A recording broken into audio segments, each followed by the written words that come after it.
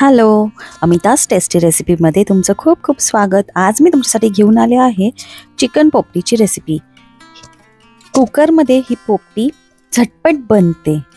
तर चला बघूया यासाठी काय काय लागतंय। तर इथे मी पहिले मटार, तुरीच्या शेंगा आणि पावटा यांना छान धुवून घेतला आहे। या तिन्ही शेंगा तुम्ही वाटाणे नाही टाकायचे तर ते स्किप देखील करू शकता। इथे मी मकाचे कणीस घेतला आहे, रताळे घेतले आहेत आणि 2 अंडे घेतले आहे। अर्धा किलो चिकन घेतला आहे। त्यामध्ये मीठ, हळद, आले लसूण पेस्ट आणि आपला घरचा जो मसाला असतो तो लावून घ्यायचा आहे। गरम मसाला देखील थोडा आपण घालू शकतो ह्यामध्ये आणि या चिकनला छान असं मिक्स करून घ्यायचं आहे। मॅरिनेट करत ठेवायचं आहे साधारण 2 ते 3 तासासाठी।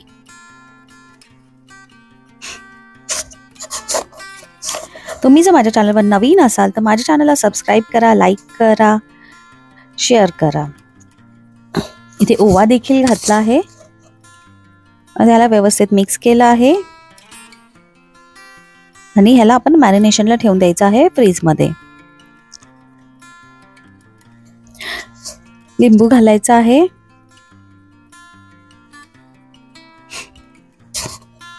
आता आजची जी ही पोपटी आहे त्यामध्ये आपण ही कुकर मध्ये करणार आहोत। पारंपरिक पद्धतीने आपण ही मडक्यात करतो।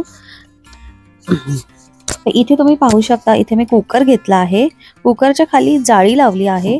आता इथे आपण केळीचा पाला देखील वापरू शकतो। इथे मी जे मका घेतली होती ते मक्याचे जी बाजूचा कव्हर असतो बाहेरचा तो कव्हर मी घालून बाहेर खाली लेअर लावला आहे, जेणेकरून आपला जो कुकरला खालून लागणार नाही, कारण आपण यामध्ये पाणी नाही घालणार आहे। त्यानंतर इथे भांबुडीचा पाला मी वापरला आहे। पोपटीसाठी भांबुडीचा पालाच वापरला जातो। या पोपटी ही वनौषधी आहे, ज्याने आपल्या चिकनला खूप छान असा सुगंध येतो। तर आता इथे पाल्याचा लेअर लावल्यानंतर आपण ज्या शेंगा धुतल्या होत्या त्या शेंगा घालायच्या आहेत। शेंगाचा लेअर झाल्यावर आपण त्यावर मीठ टाकायचं आहे। त्यानंतर इथे मी रताळे घेतले आहेत, रताळे ठेवले आहेत आणि मकाचे तुकडे करून घेतले होते ते घातले आहेत। साधारण ही पोपटी 2 माणसांसाठी भरपूर होते। आता परत रताळे आणि मका घातल्यावरती देखील मीठ घालायचं आहे आणि त्याला छान चोळून घ्यायचं आहे।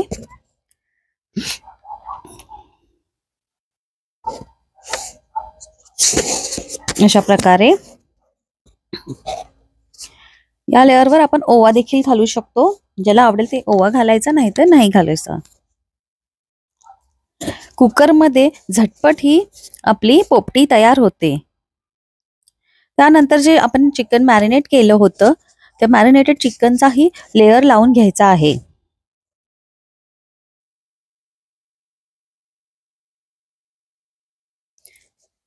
व्यवस्थितपणे आपण हे चिकनचा लेअर लावून घेणार आहोत।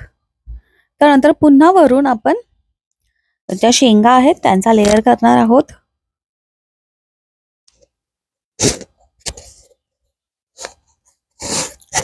यामध्ये 2 अंडे देखील घातले आहेत।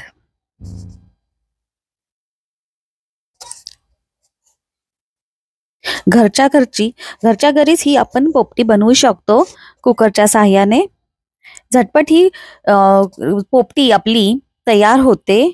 आणि जर तुम्हाला भांबुडीचा पाला मिळाला नाही तर तुम्ही फक्त मक्याचे पानं आणि केळीचे पाने घालून देखील ही पोपटी तुम्ही बनवू शकता। वरून पुन्हा एकदा मी मीठ घालून घेतला आहे, कारण आपण इथे शेंगा घातल्या आहेत।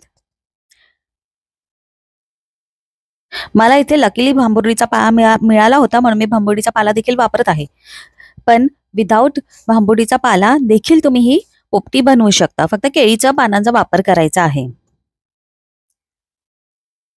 वरच्या लेअरला आपण पूर्णपणे कव्हर करून घ्यायचं आहे व्यवस्थित अशा प्रकारे।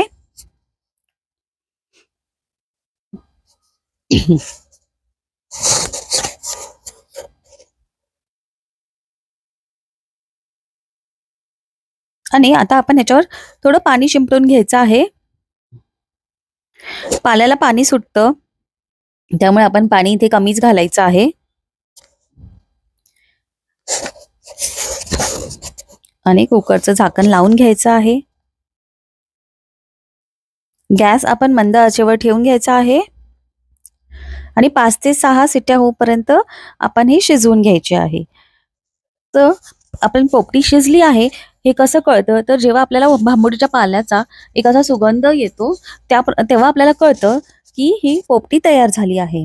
साधारणपणे आपल्या वेगवेगळा कुकर असतो, तर तशा प्रकारे आपण साधारण 20 ते 30 मिनिटातच ही पोपटी तयार होते. माझ्या कुकरमध्ये 30 मिनिटामध्ये ही पोपटी पूर्णपणे तयार झाली होती.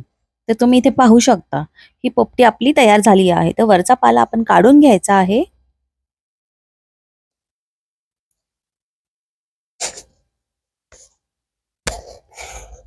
हे अंड आणि ह्या शेंगा, चिकन व्यवस्थितपणे शिजलेलं आहे.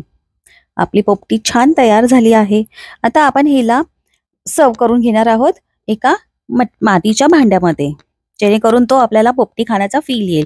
तर तुम्ही घरच्या घरी ही पोपटी बनवू शकता कुकरमध्ये, तेही भांबुडीचा पाला नसताना देखील. तर ही पोपटीची रेसिपी तुम्ही नक्की ट्राय करा आणि ही रेसिपी कशी वाटली ही कमेंट करा. आणि जर चॅनलवर नवीन असाल तर चॅनलला सबस्क्राईब करा, लाईक करा, शेअर करा आणि या व्हिडिओला कमेंट करा. आणि बेल आयकनला हिट करा, जेणेकरून जर नवीन व्हिडिओ जेव्हा माझा अपलोड होतो तेव्हा तुम्हाला त्याचं नोटिफिकेशन येईल आणि कोणतीही रेसिपी स्किप होणार नाही. तर पाहत रहा अमिताज टेस्टी रेसिपी अशाच नवीन नवीन आणि पारंपरिक रेसिपीजसाठी. हे बघा इथे हे पोपटीचा मी मातीच्या भांड्यामध्ये आता सर्व करून घेतली आहे आणि ह्यावरचा जो पाला आहे तो काढून घेतला आहे. छान अशी पोपटी दिसत आहे, एकदम चविष्ट आहे, खायला देखील एकदम उत्तम लागते.